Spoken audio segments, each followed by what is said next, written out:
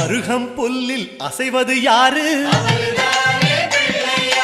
அறிவை விருத்தி செய்வது யாரு?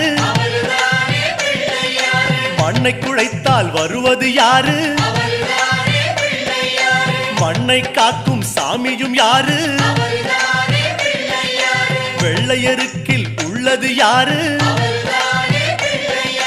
வெற்றி கொடுக்கும் நாயகன் யாரு? முன்னே வந்த சாமியும் யாரு? அவரும் வாழ்வது எங்கே கூறு?